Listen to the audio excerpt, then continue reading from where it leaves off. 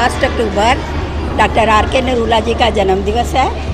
इस उनके जन्मदिवस की लक्ष्य में हम हर साल की भांति आज भी एनुअल फंक्शन सेलिब्रेट कर रहे हैं। ये उनका बीज बोया हुआ है, आज एक जो पौधे का रूप धारण कर चुका है। इसमें बच्चों को मतलब हर एक्टिविटीज़ में ट्रेंड किया जा रहा है। उनको ना केवल आधुनिक युग के बारे में या यूरोपियन कल्चर के बारे में बल्कि इंडियन कल्चर के बारे में भी अवगत करवाया जाता है। हमारा इतिहास क्या है, हमने कैसी आज़ादी ली है, किस तरह जलियांवाला बाग के हमारे बहादुर वीरों ने अपनी शहीदी देकर हमें आज़ाद कराया है।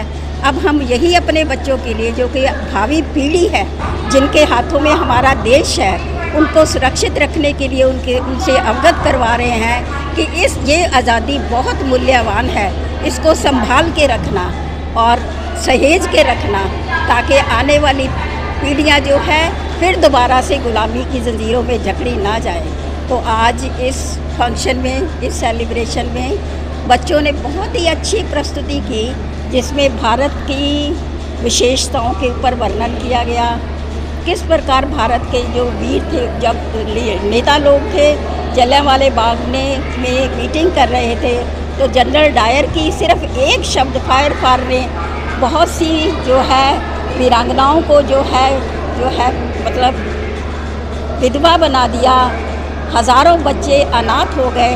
उनकी जो है कीमत मेरा ख्याल है कि हम ज़िंदगी भर नहीं भूल सकते। इन बच्चों ने बहुत ही अच्छी भारत के इतिहास के बारे में अच्छी प्रस्तुति दी है। मैं अपने बच्चों से बहुत खुश हूँ कि मेरे बच्चे आज ना केवल वेस्टर्न कल्चर के ही बल्कि भारतीय कल्चर से भी पूरी तरह अवगत है, और उन्होंने ये प्रस्तुति बहुत ही अच्छे ढंग से प्रस्तुत की है। आज राइजिंग स्टार कॉन्वेंट स्कूल का स्थापना दिवस है और डॉक्टर R.K. नरूला जी का जन्म दिवस भी है। प्रत्येक वर्ष लगभग 3 वर्ष से तो मैं इस विद्यालय के कार्यक्रम में आ रहा हूँ, और इस प्रकार के संस्कारवान विद्यार्थी इस विद्यालय द्वारा किए जाते हैं। कि आपने एक नाटक भी देखा हो अभी कि जलियांवाला बाग कांड दिखाया, और भगत सिंह जी उस जलियांवाला बाग में जाकर के मिट्टी लेते हैं कि वे भारत माता की जय करते हुए वहाँ से अपनी माँ को भी बताते हैं। तो इस प्रकार के संस्कार देने वाले विद्यालय में हमारे विद्यार्थी पढ़ते हैं। देश की भावी पीढ़ी है, वही कल के IAS हैं, वही कल के अफसर हैं, वही कल के नेता हैं। तो इस प्रकार हरियाणा विद्यालय शिक्षा बोर्ड इस प्रकार के विद्यालयों से मिलकर के विद्यार्थियों में किस प्रकार संस्कार दिए जाएं, मिलकर के एक मुहिम चलाएगा, ताकि अपने भारतवर्ष के और हरियाणा के विद्यार्थियों को संस्कार मिल सके। अभिभावकों से भी निवेदन है कि भी जो स्कूल इस प्रकार के अच्छे संस्कार देते हैं, आधुनिकता के साथ भारत के बारे में बताते हैं, भारत के इतिहास के बारे में बताते हैं, जानकारी देते हैं, ऐसे विद्यालयों में ही विद्यार्थियों को पढ़ाया जाना चाहिए। Kunjal and I am studying now in Rising Stars. So आज हमारा एनुअल फंक्शन था, जिसमें हम लोगों ने जलियांवाला बाग के ऊपर एक एक्ट प्लस डांस किया है, और वो काफ़ी अच्छा लगा सभी पेरेंट्स को। और हम बहुत खुश हैं स्कूल में। यहाँ का एटमॉस्फेयर काफ़ी अच्छा है और यहाँ की स्टडी काफ़ी अच्छी है। टीचर्स बहुत ज़्यादा डेडिकेटेड है और ये स्कूल हमें बहुत पसंद है। हम प्राउड फील करते हैं कि हम राइजिंग स्टार में हैं और हमें यहाँ अच्छा लगता है बहुत ज़्यादा। My name is Udit and I am proud that I am in Rising Stars Convent School. Today was our annual function and it is performing students there, students are performing there, and students we see their Jallianwala Bagh act which was done in Punjab.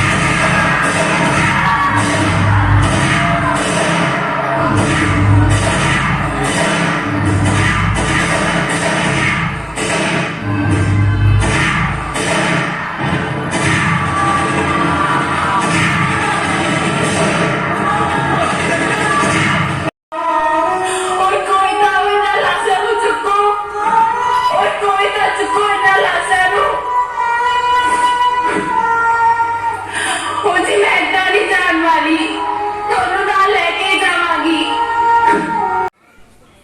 एक बार फिर जोर से तालियां।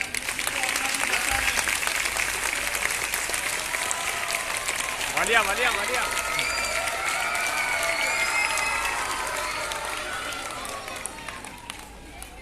आपकी तालियां ये सारे बच्चे अगले वर्ष 1 अक्टूबर तक याद रखेंगे और उत्साह से बने रहेंगे।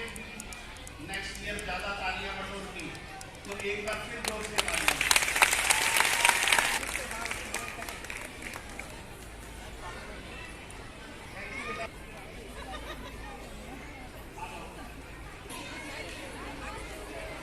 एक बार फिर जोर से तालियां सुनता हूं।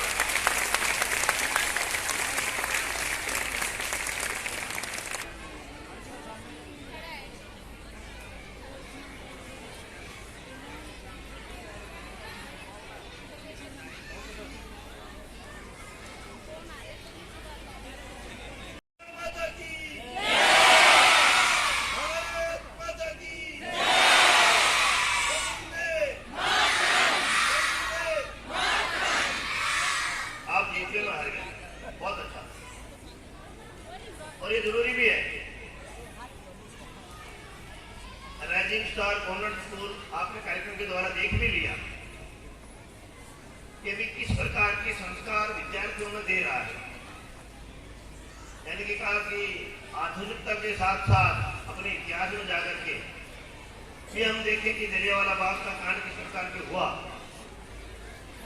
क्योंकि मैकाले ने जो शिक्षा पद्धति हमारे बीच में लेकर आया, उसने कल्पना की थी कि भारतवर्ष के बाहर जो 7.25 लाख गुरुकुल हैं उनको बंद करके मैं भारतीयों में ऐसे संस्कार दूंगा कि वो मानसिक रूप से हमारे गुलाम हो जाएंगे। लेकिन हमारे माँ के द्वारा जो संस्कार दिए जाते हैं और दादी नानी की कहानियों के द्वारा जो संस्कार दिए जाते हैं और कुछ भारत की इस मिट्टी में ही कुछ गुण हैं कि उससे भी हमें संस्कार मिलते हैं।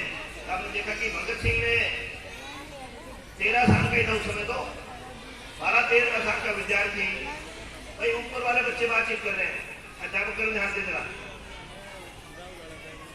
12-13 साल का विद्यार्थी जलियांवाला बाग में जाता है और वहां की मिट्टी लेकर के अपने घर आता है, अपनी मां को कहता है मैं मिट्टी लेने गया था।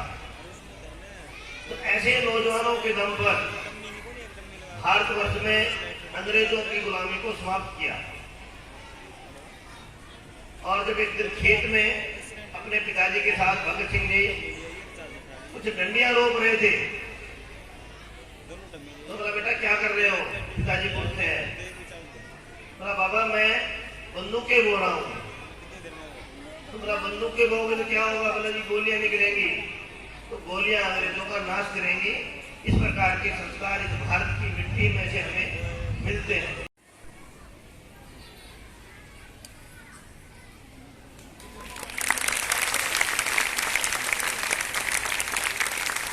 छोटी सी नींव एक सर ने रखी हमारी डॉक्टर आरती नंदी।